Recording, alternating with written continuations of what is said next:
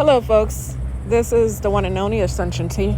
Again, I was following the crime while I was at work. I was just listening on to the closing arguments between the prosecutor of Melly versus the state of Florida case, the murder trial. They're doing the closing arguments. They're done with that, and they're going to do some jury instructions. But the prosecutor had her closing argument was awesome. Her closing argument was very compelling. She just outlined everything what happened, and even gave even more information to the jurors, the 12 jurors. So the defense attorney, I don't think he's a good attorney because I know he's trying to cast doubt and confuse the jury as to who did it. No one knows what happened because there's no weapon, there's no cameras around or whatever. But for me, I think because Melly is not telling us nothing. They don't want to tell us anything. And there's a reason why they lied about the drive-by. And there's a reason why the last minute, the defense team decided to bring this Davis guy on, which of course, the prosecutor was smart because she actually had text messages between the Davis guy, which is the witness, stating that, oh, I didn't do it. No, he never mentioned he went inside the car. And also that he actually had a key. So Davis he said that, oh, the only person that has a key is Bortland and Melly, which was untrue. The text messages that the prosecutor read for us, and actually we saw it, it says, you can use my key, we'll use his key. So obviously he did have a key. So he lied on the stand. We caught him in perjury, pretty much, if you looked at the text messages between him and Melly. So again, I don't know if they're going to even do anything about it as far as putting him in jail for perjury. He was indeed helping a friend out, but he flat out lied. And I'm happy that the prosecutor actually had that text messages. And the thing is, the prosecutor knocks down everything the defense says with facts. And when you can do that, you're a great prosecutor. In the beginning, she was a little, okay. But man, she came in with the guns. She came in with facts, which is really what we need, right? So for me, the defense did a terrible job. I think that guy was very theatrical. He was very, he was loud for nothing. And he was pointing blame, pretty much throwing Bortland and Melly's manager, what's his name, Track 100, Jameson, whatever his name is, under the bus. And also Quando Wando and all these people who were irrelevant. He was basically saying they did it. They did it. Why the detective didn't look for them? Why they didn't do, which was a lie because, of course, the prosecutor showed that they couldn't have done it because the pings from Jameson's phone shows he was at home. And also his wife said it. I mean, of course, that's what they do, right? So, and then the attorney said one stupid thing. The defense attorney, he said, oh, the reason he switched cars was because he wanted to go to the restroom break. It was a bathroom break. What? Are you insane? Like, what kind of excuse is that? And oh my gosh, I'm telling you, if we were able to see the juror's face, because I was really shocked that he would make up that lie. And he was like, oh, the prosecutor is saying, oh, we don't have a reason why he switched cars. He switched cars because he was on a bathroom break. What? Wait a minute. You guys are going to the same location. We're on the same highway. We actually see the camera footage of you guys driving. How the hell did you deviate? One car went a different location, a different route, and the other car went directly home. How does that occur? How does that even happen? So to me, it was a plan. Like, why didn't you go straight home? And why weren't you next to the other car? You understand what I'm saying? So, and then the prosecutor talked about motives. Melly was pretty much paying for everything. And Sack Chaser was complaining about, wait a minute, I'm the CEO. I'm this, I'm that. Like, he wanted to take credit for everything. And he was jealous because he was not as popular and he was not really making the money. He wasn't making money at all. Melly was the money maker. Now, I pulled up his chart, guys, because you guys know I love astrology because it shows more. I pulled up his chart before, and I predicted he's going to spend life in prison, at least 15 to 20 years. That's what I predicted based on his chart. Okay? His chart is very similar. Let me tell you what I see here. Here's his chart, right? So he was born May 1st, 1999. We were to do numerology. This year is the year 5-1. That's 6. 6 plus 7. That's 13. That's number 4. 4 is something unexpected.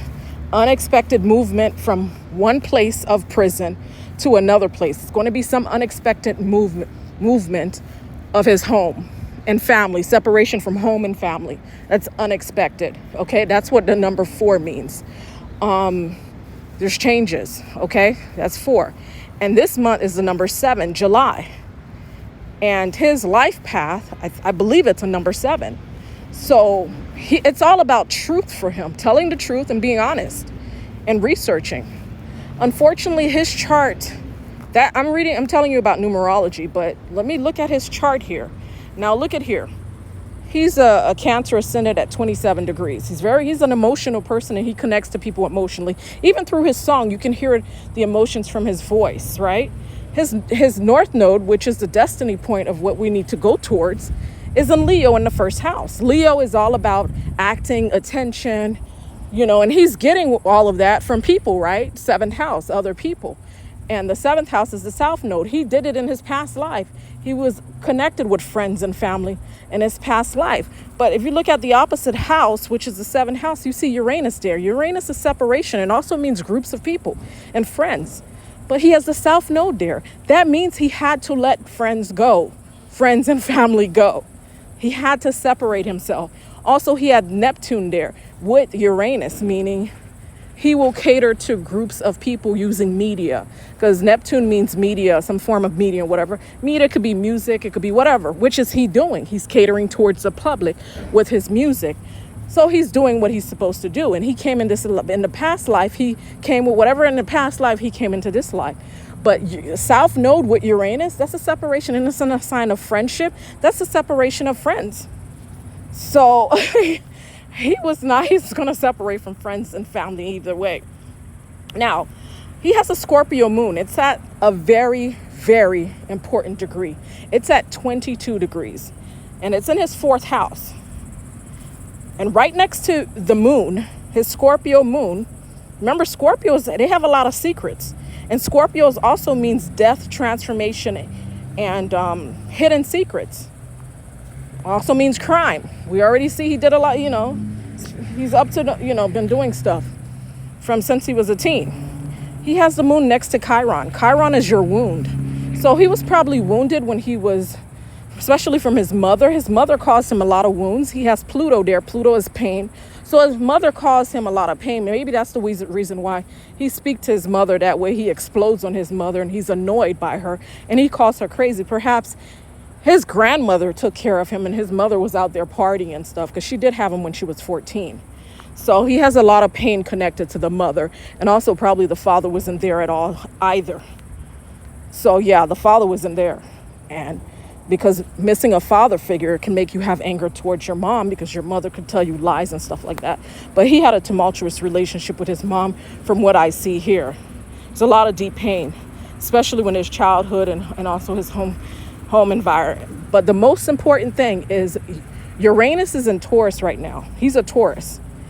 And Uranus is opposing his moon. The moon is the home, the emotions, the feelings. Uranus is separation. Uranus is heartbreak, separation. Guys, he's going to separate. He's going to move somewhere else. I think he's going to be found guilty. Okay? But we're going to make it seem like, okay, he may not be found. They may find him not guilty.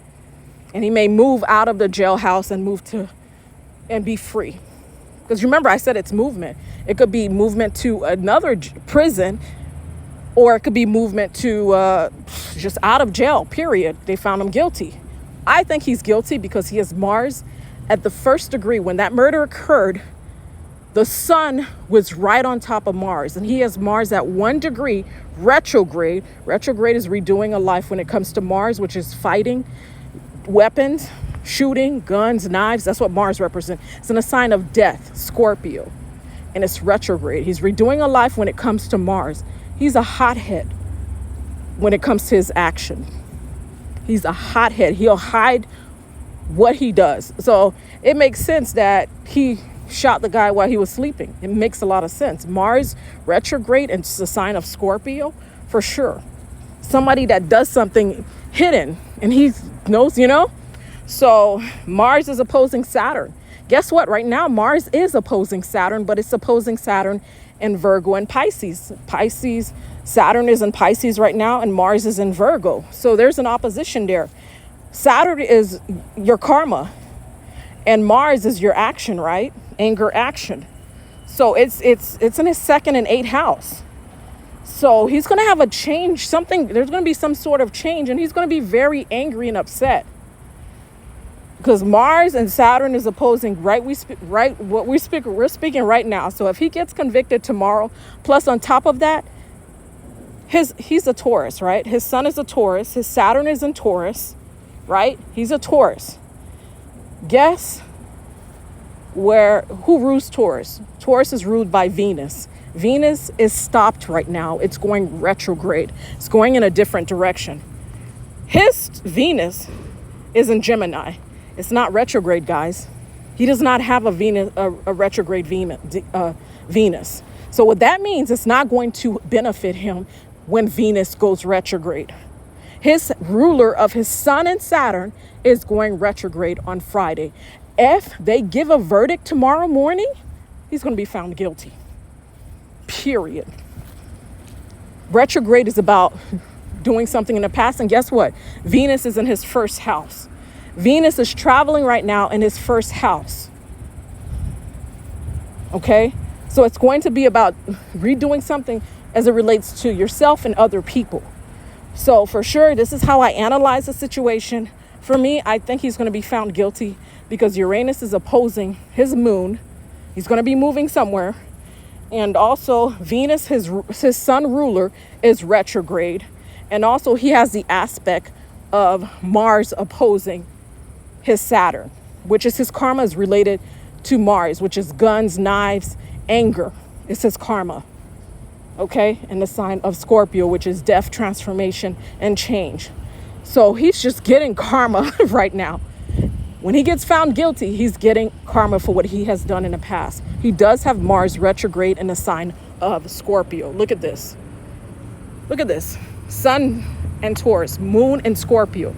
Scorpio is about death, rebirth, transformation, lies, deception. He knows how to lie. He knows how to hide secrets. He has Mars retrograde in 1 degree in Scorpio. This guy is deaf. And plus he has North Node in Leo opposing his South Node next to Uranus and the Neptune.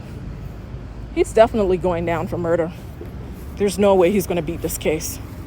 And that's my prediction. But again, I'm not God. I don't know everything, but that's my prediction based off of his chart. Thank you, guys.